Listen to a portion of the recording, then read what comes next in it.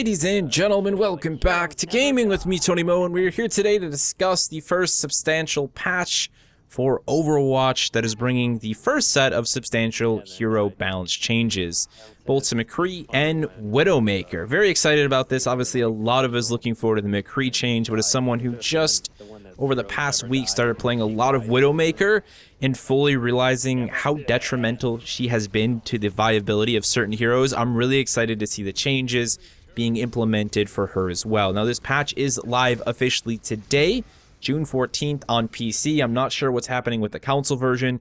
I would do some searching and find out when it may be going live for your specific platform. So let's start by talking about Mcree. Obviously, big changes coming to the damage for his fanfire, his alternate fire on his Peacekeeper. Bullet damage is decreasing from 70 to 45, but they're also decreasing the recovery time. So the amount of time it takes before Mcree can start reloading has been reduced from 0.75 seconds to 0.3 seconds, meaning that he can start reloading quicker, but that's a huge damage drop-off for his alt fire, something that a lot of us are very, very happy about. Even as a Mcree player, I hate the sort of suicidal nature that he can have, but it's really not suicidal because he almost always comes out on top in those situations. Now, the nice thing about Blizzard with their patch notes is that they usually like to post developer comments as to why they implemented a certain change. So let's check out what they had to say about Mcree. Mcree was performing too well against all targets, making him feel like a must-pick in many situations. By reducing the damage of his alt fire, Mcree is now significantly weaker against tanks like Roadhog and Reinhardt, but still maintains his lethality against smaller targets like Tracer and Genji. So basically they put Mcree back in his place where he belongs. The fact that Mcree, a low HP, not very mobile hero, could go into the mix with someone like Reinhardt and Roadhog and almost always come out on top because of the combination of his flashbang and an overpowered alternate fire ability was ridiculous. Going into a situation like that, like so many Mcrees have done up until this patch, should have been pure suicide as a low mobility hero that should be getting thrashed by Roadhog and Reinhardt, but he could easily outgun them with his fanfire and the flashbang. So happy to see this go away and put Mcree where he belongs, dealing with low HP heroes that have high mobility like Tracer and Genji. These are the people he should be good at shutting down.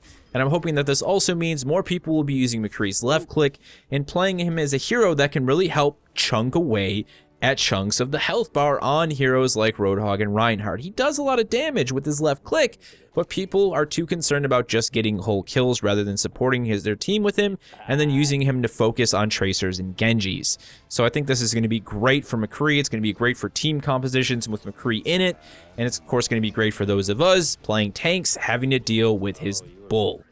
Very excited about this as a Mcree player and also as an avid Reinhardt. So that's all great. Let's move forward and talk about Widowmaker, though. Not a change that I was aware they were going to be making, but I'm very excited about it nonetheless. This essentially has everything to do with her body shot damage of her alt fire, her scope shot. So this is her sniper mode for her rifle. Damage has been reduced from 15 to 12, so this is body shot damage. Headshot damage has remained the same.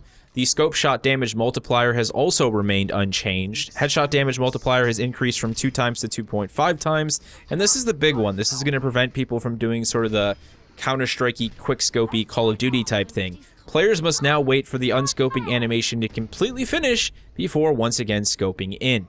They've also increased the cost of her ultimate Infrasight by 10%. I completely agree. As someone, as I said, who has spent the last week or two now heavily playing Widowmaker on both the PC as well as on the Xbox One, she is insane with that body shot damage, especially when dealing with people like Zenyatta. Of course, making Zenyatta feel far less viable, as a hero, which sucked, because he's a great hero. But the fact that he could easily get just one-shot body shotted by her was a bit overkill. It made him feel very weak. I think this is going to be at least a small step forward in making Zenyatta feel more viable on the battlefield. I'm really excited about that because I love Zenyatta as a hero. And I think also it's going to push a little bit more skill into playing Widowmaker as a sniper. She's going to be a little bit less spam happy with those body shots. Really good players, even, you know, medium players like myself, were able to go on just slaying, killing sprees with Widowmaker, and then, you know, rapidly charge our ultimate, meaning that we constantly had infrared sight up. It was just this sort of downhill snowball for the other team, and we were just getting to the top of the mountain on a ski lift. You know, I'm just slaughtering them. Oh, infrasight's up again. Oh, infrasight's up again. Oh, body shot, body shot, body shot. It was overkill. So these are some really great changes for Widowmaker. I'm going to be excited to hop into the game and see how they all play out. And I think I'll bring you guys sort of a post-patch update regarding my thoughts on both of these heroes' changes and whether or not they've made, you know, the successful alterations that we were looking forward to for both of these heroes and how they exist within the game world. Let's talk briefly, though. They did do developer comments for Widowmaker. I mean, I pretty much talked about it, but let's just gloss over them just for you guys. In the right hands, Widowmaker can often feel unstoppable even when just landing body shots instead of critical headshots.